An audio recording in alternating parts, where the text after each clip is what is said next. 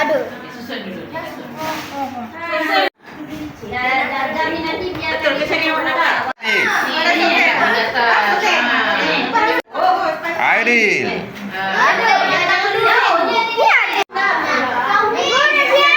Khalid.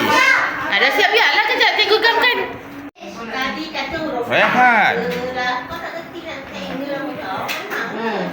Azim. Buat cikgu. Zin. Belum lagi. Kena susun lagi. Yana.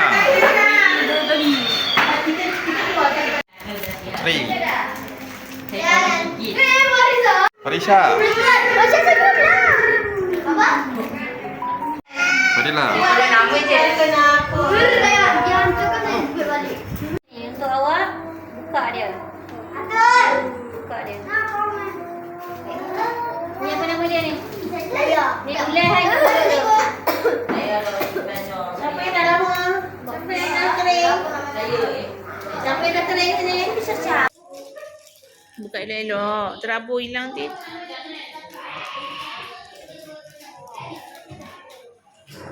Okey, susun nama Putra. Susun nama.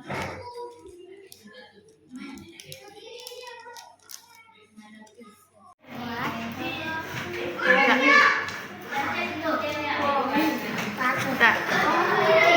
Tak pantang ke tak pantang tu? Langsung pun berangkat. Okey, tak ni.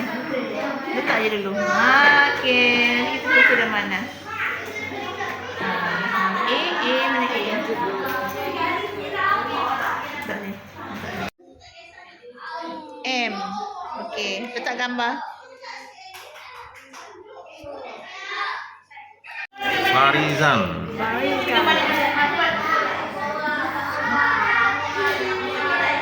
Putra. Okey, bagi dia kering dulu baru nanti cikgu akan letak lagi.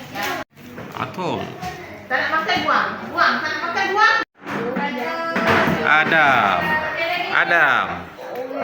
Adam.